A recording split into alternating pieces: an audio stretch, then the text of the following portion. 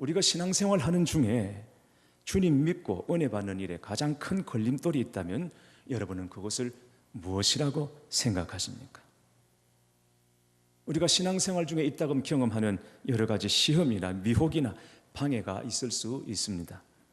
고난이나 생활의 염려가 우리 믿음을 허무는 요인이 될 수도 있을 것입니다. 그러나 진짜 우리의 믿음을 저해하는 가장 큰 걸림돌은 바로 우리 안에 있는 편견이 아닐까 생각합니다. 편견이라는 것은 한쪽으로 치우치고 공정하지 못한 생각이나 견해를 말하는 것인데, 우리 신앙생활에도 잘 알지도 못한 채 스스로 선을 그어버리는 생각이나 말과 행동이 얼마나 많은지 모릅니다. 그래서 이 편견이라는 게 주님을 경험하고 주님과 동행하는 일에 큰 걸림돌이 되고 있더라는 것입니다. 오늘 말씀을 여러분 보십시오. 예수님이 고향 사람들로부터 배척받으시는 내용입니다. 어느 안식일에 나사렛 한 회당에서 예수님께서 설교를 시작하십니다. 인용하신 말씀은 구약성경 이사야 61장 1절에서 2절 말씀입니다. 주 여호와의 영이 내게 내리셨으니 이는 여호와께서 내게 기름을 부어사 가난한 자에게 아름다운 소식을 전하게 하려 함이라. 나를 보내서 마음이 상한 자를 고치며 포로된 자에게 자유를, 갇힌 자에게 노임을 선포하며 여호와의 은혜의 해와 우리 하나님의 보복의 날을 선포하여 모든 슬픈 자를 위로하되 라는 말씀이었습니다. 가난한 자에게 복음이 전해집니다. 포로된 자가 자유를 얻고 눈먼 자가 보게 될 것이며 눌린 자가 자유를 얻게 될 것이다. 어떻게 이런 일이 일어나게 되겠습니까? 못 보던 자가 보게 되고 가난한 자가 복음을 듣고 묶인 자가 자유를 얻는 이런 일들이 어떻게 가능하게 되겠습니까? 바로 주님 자신의 이야기였습니다. 600년 전 선지자 이사야를 통해서 예언한 말씀이 주님이 오심으로 그대로 성취될 것을 주님이 말씀하신 것입니다. 이 예언의 성취를 위해서 주님께서 이 땅에 오셨다는 것입니다. 회당에 모인 나사렛 사람들은 예수님의 설교를 듣고 놀라워합니다. 지금껏 이런 해석은 들어본 적이 없기 때문이었습니다. 그래서 큰 은혜를 받았습니다.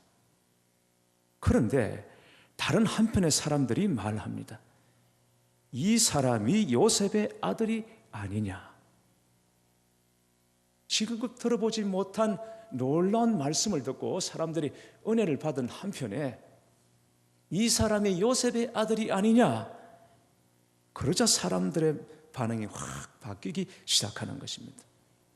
요셉의 아들이 아니냐 하는 말은 목수의 아들이 아니냐라는 말과 같습니다. 성경에는 목수라고 되어 있습니다만 목수라고 해서 반드시 나무만 다루는 사람이 아니었습니다. 이스라엘은 사실은 목재가 귀하죠.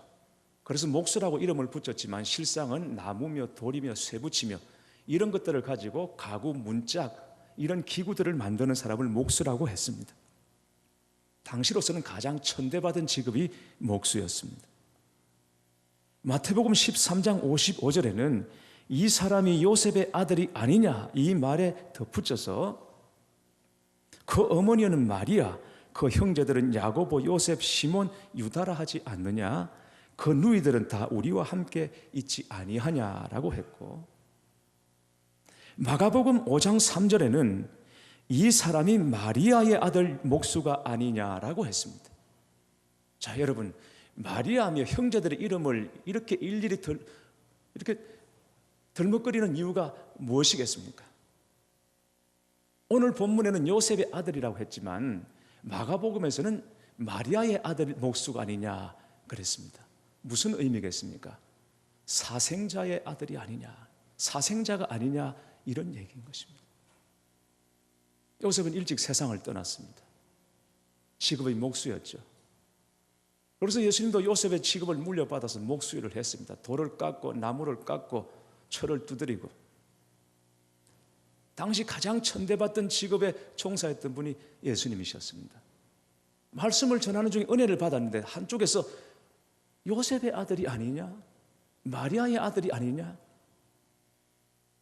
그러니까 부모든 직업이든 형제든 뭔가 내세울 게 하나도 없는 사람이 아니냐, 이런 얘기인 것입니다. 천대받는 목수에다가 근본도 알 수 없는 미천한 자가 하는 말이 우리와 도대체 무슨 상관이 있단 말인가, 이런 말이었던 것입니다. 그리고는 잠시 받았던 은혜를 다 다시 집어 던져버리고 말았던 것입니다. 예수님은 그들의 완악한 마음을 꿰뚫어 보시고 선지자가 고향에서는 환영을 받지 못한다고 책망하시고, 그리고는 사렙다 과부와 나만 장군의 이야기를 해주십니다. 엘리야 시대에 3년 6개월간 이스라엘에 비가 내리지 않았습니다. 온 땅에 흉년이 들었습니다. 그런데 엘리야 선지자는 이스라엘 사람 중 누구에게도 찾아간 일이 없고 오직 적대국이었던 시돈 땅에 있는 사렙다 과부를 찾아갔다는 것입니다. 그리고 엘리사 선지자 때에 이스라엘에 수많은 나병 환자가 있었지만 그중 한 사람도 깨끗함을 얻지 못했고 오히려 적국이었던 수리아의 나만만 깨끗함을 입었다고 말합니다. 이 두 사건은 이스라엘이 하나님의 말씀을 거부할 때 하나님의 은혜가 이방인에게 주어진 대표적인 사례입니다. 예수님께서 이 말씀을 하신 의도는 나사렛 사람들이 하나님의 은혜를 거부하면 그 은혜가 이방인들에게 갈 수 있다라고 경고하신 것입니다. 그러자 나사렛 사람들이 격분하여 예수님을 마을 밖으로 끌고 와서 높은 낭떠러지에서 밀어 죽이려고 했던 것입니다. 여러분, 사람의 편견이 참 무서운 것입니다. 이 사람이 요셉의 아들이 아니냐, 이 한마디에 나사렛 사람들은 그들 앞에 일어난 은혜의 말씀과 기적에 눈을 감고 귀를 막아버린 것입니다. 그러나 나사렛과는 너무나 대조적인 마을이 있습니다. 가버나움입니다. 가버나움은 예수님께서 수많은 기적을 행하신 동네였습니다. 이유는 이 마을 사람들이 복음을 있는 그대로 받아들였고 그리고 믿음으로 반응했기 때문입니다. 가버나움은 베드로, 안드레, 야고보, 요한, 마태의 고향이기도 하고 그리고 예수님께 칭찬받았던 로마 백부장이 살았던 곳이기도 하고 네 사람이 메고 온 중풍병자가 살았던 마을이기도 합니다. 믿음을 칭찬받았고 기적이 많이 일어났던 동네가 가버나움입니다. 그러나 가버나움에서 불과 30km 정도밖에 떨어지지 않은 이 나사렛은 전혀 그런 역사가 일어나지 않았습니다. 왜? 예수님의 고향 마을이었기 때문입니다. 그들은 예수님을 육신으로만 보았을 뿐이지 진리이신 주님으로 보지 못했기 때문입니다. 그러니까 주님의 말씀이 그들의 귀에 들리지를 않았던 것이죠. 편견이라고 하는 것입니다. 로마서 10장 7절에 그러므로 믿음은 들음에서 나며 들음은 그리스도의 말씀으로 말미암았느니라 했습니다. 교회 여러분, 여러분은 혹시 말씀을 듣는 것에 어떤 편견을 가지고 있지는 않으십니까? 며칠 전에 사도행전 28장 마지막 부분을 묵상하다가 느낀 것이 있습니다. 사도 바울은 로마에 가서 갇힌 중에도 복음을 전했습니다. 유력한 사람들이 매일같이 바울이 갇힌 곳으로 찾아왔습니다. 그래서 아침부터 저녁까지 말씀을 전했습니다. 그런데 사도행전 28장 24절에 그 말을 믿는 사람도 있고 믿지 아니하는 사람도 있어 라는 구절이 눈에 들어왔습니다. 말씀을 듣고는 믿는 사람, 믿지 않는 사람 정확하게 양분되더라는 것입니다. 복음을 전했을 때 귀가 닫히고 눈이 가려서 들어도 깨닫지 못하고 보아도 도무지 알지 못하는 사람들이 있더라는 것입니다. 바울은 불신앙으로 굳어지는 사람들을 향해서 복음을 듣고도 믿지 않는 자들이 더욱더 강팍하게 된다고 탄식했습니다.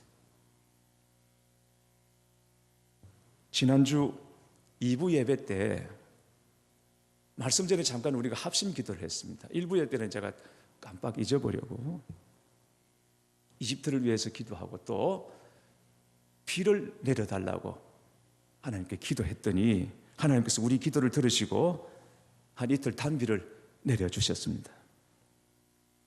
그러나 여러분 생각해 보십시오. 같은 비를 맞아도 산 나무는 더 살게 되지만 죽은 나무는 더욱더 썩게 되는 것이 비입니다. 하나님의 말씀을 듣고 더욱 생명이 풍성해질 수도 있지만 반대로 말씀 듣고 더 강팍해질 수도 있다는 것을 명심해야 할 것입니다. 사도행전 10장 보면 베드로와 로마 백부장 고넬료가 만나는 장면은 참 감동적입니다. 어느 날 고넬료가 기도하는 중에 하나님의 사자가 나타나서 베드로를 청하여 말씀을 듣고 기도를 받으라 하는 환상을 보게 됩니다. 거의 같은 시간에 요바에 머물고 있던 베드로에게도 환상이 임했습니다. 하늘에서 큰 보자기 같은 그릇이 내려오는데 거기 부정한 짐승들과 곤충들이 가득했습니다. 그걸 베드로에게 잡아 먹으라 하는 것입니다. 베드로는 부정한 것을 먹을 수 없다고 거절했습니다. 그러자 하나님께서 깨끗하게 하신 것을 네가 부정타지 말라, 그리고는 먹으라고 3번이나 같은 환상을 주십니다. 베드로는 자신이 본 환상이 무엇을 의미하는지 알 수가 없어서 너무 당황했습니다. 바로 그때 고넬료가 보낸 사람들이 베드로를 찾아와서 함께 가기를 청하는 것입니다. 지금까지 베드로는 율법에 따라서 이방인들과 어울려 본 적도 없고 이방인의 집에 들어가 본 적도 없습니다. 더욱이 복음은 유대인만을 위한 것이지 이방인에게 주어진 일이 없다고 철석같이 믿고 있던 유대 전통의 아들이었던 것입니다. 그러나 성령의 지시함에 따라 고넬료의 집으로 갑니다. 갔더니 거기 사람들이 꽉 찼습니다. 고넬료가 가족과 하인들은 물론이고 친척과 친구들까지 다 불러 모은 것입니다. 그리고는 베드로가 들어갈 때 고넬료와 거의 모인 사람들이 베드로의 발 앞에 엎드려 절을 했습니다. 여러분, 고넬료라는 사람 참 대단하지 않습니까? 식민지 백성을 지배하는 로마 백부장입니다. 그런 사람이 베드로를 청하여 가정 부흥회를 준비했습니다. 강사를 초청했는데 누군지 전혀 알지 못합니다. 베드로가 설교를 잘하는지 못하는지, 능력이 있는지 없는지 알려 하지도 않고 알 수도 없었습니다. 요즘 같으면 있을 수도 없는 일이죠. 검증되지 않고 알려지지 않는 강사를 초청해서 집회를 한다는 것은 생각도 할 수 없는 일입니다. 강사가 정해지면 최대한 띄우고 알리고 참석해달라고 사정을 해도 올까 말까 한 게 요즘 집회입니다. 그런데 고넬료는 그냥 베드로를 알지 못하는 중에 초청했습니다. 그리고 그 앞에 절을 했습니다. 베드로는 갈릴리 어부에 불과했지만 그 베드로 앞에 고넬료가 그리고 친구들이 함께 엎드려 절을 합니다. 여러분, 베드로가 누군 줄 알고 절했겠습니까? 하나님의 사람인 줄 알고 절한 것이지 갈릴리 어부로 알고 절한 것이 아니었다는 것입니다. 어디까지나 그를 보내신 하나님을 생각해서 절한 것입니다. 우리가 다 하나님 앞에 있습니다. 하나님, 주의 종을 통하여 말씀하옵소서. 이런 중심이었던 것입니다. 여러분, 멋있지 않습니까? 베드로 역시 마찬가지입니다. 당시에 이방인과 접촉한다는 것은 율법으로 정한 위법이었습니다. 율법이 그것은 금하는 것이었습니다. 그걸 알지만 그들을 위해서 찾아가서 말씀 전하고 기도했을 때 위로부터 성령이 임했다고 성경은 증언하고 있습니다. 베드로와 고넬료는 서로 만날 이유가 없는 사람들, 접촉하는 것을 피해야 했던 사람들입니다.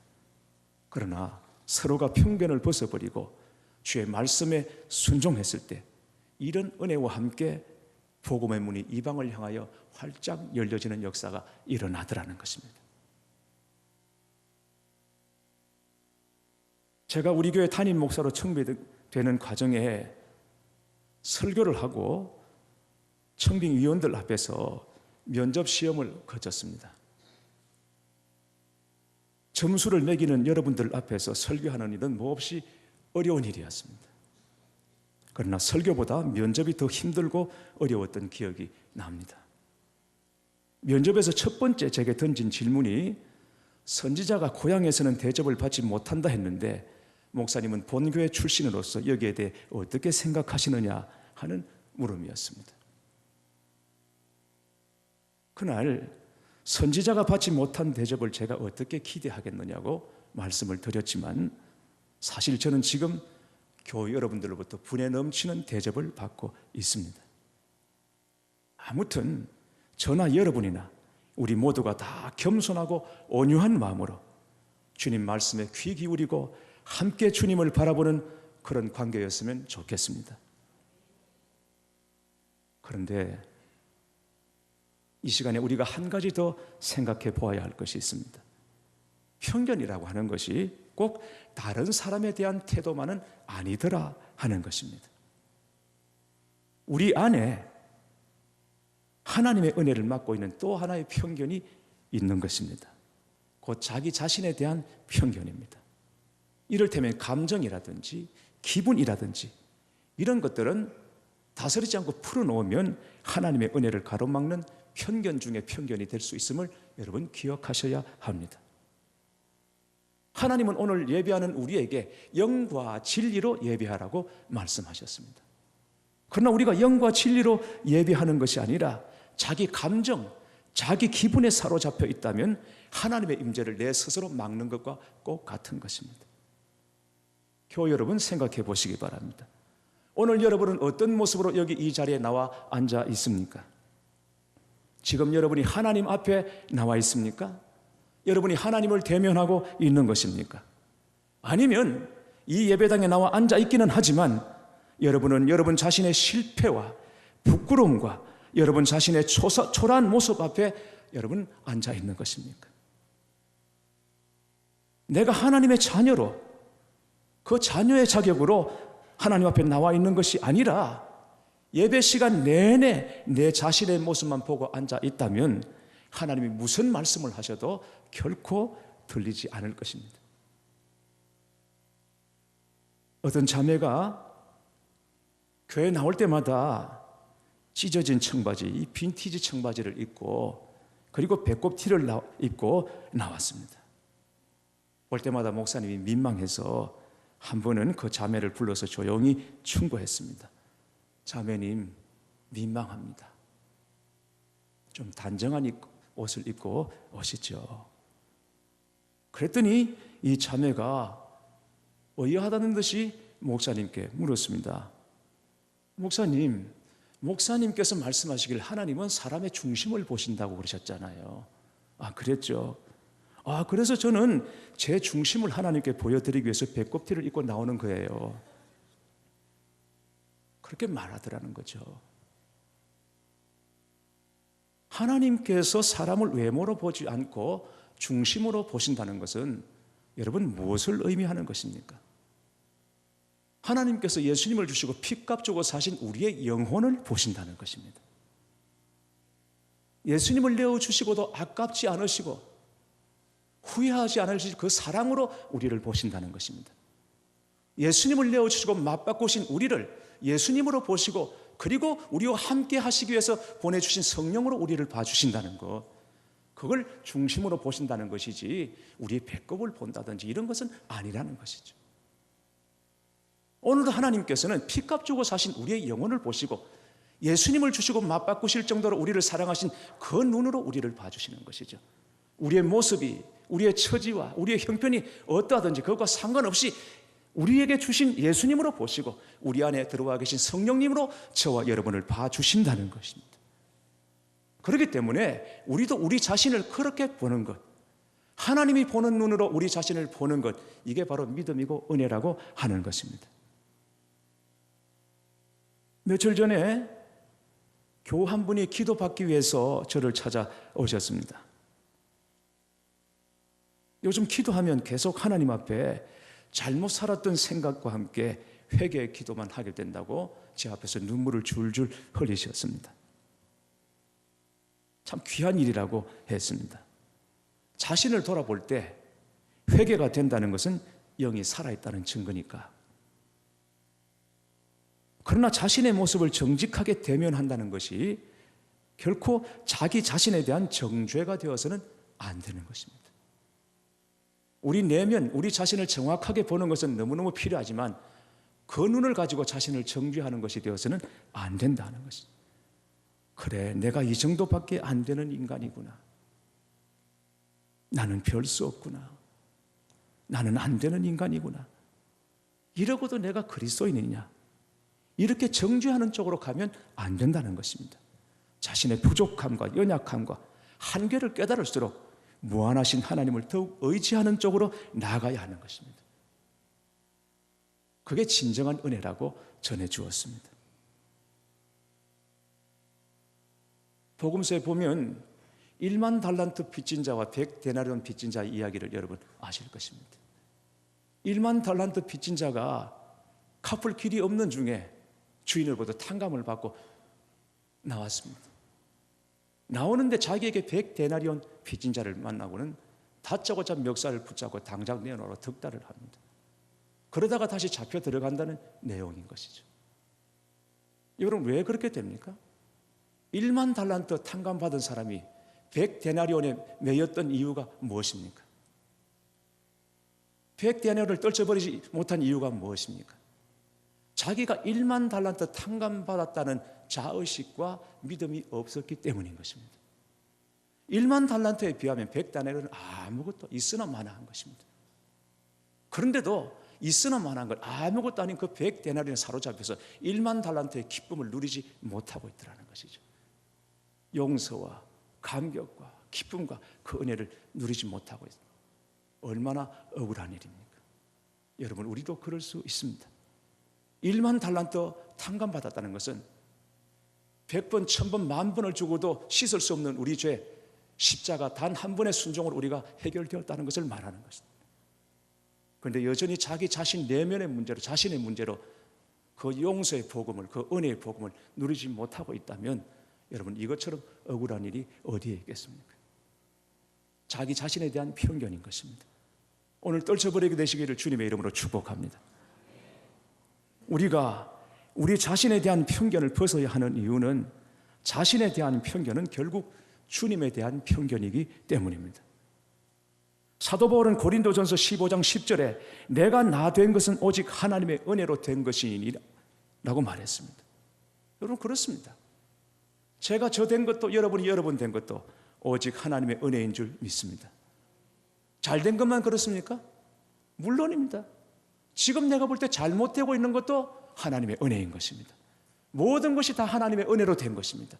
내가 볼 때 잘못된 것이, 내가 볼 때 실패한 것이지 하나님이 볼 때는 잘못되거나 실패한 것이 없으십니다. 하나님을 사랑하는 자, 곧 그의 뜻대로 부르심을 입은 자들에게는 모든 것이 합력하여 선을 이루는 줄 믿습니다. 바로 그런 것입니다. 그래서 사도 바울은 실패한 중에도, 넘어진 중에도, 그가 승리한 중에도 나의 나 된 것은 오직 하나님의 은혜라고 말했던 것입니다. 이게 저와 여러분의 고백인 것입니다. 그런데 그걸 부정하면 안 되는 것이죠. 나의 나 된 것을 부정하면 안 되는 것이지요. 그건 주님을 부정하는 것이 되는 것입니다. 지금 내가 나 된 것은 하나님의 은혜로 되어진 것인데 이 상황을 부정하면 하나님을 부정하는 것이 아닙니까? 주님을 부정하는 것이 아닙니까?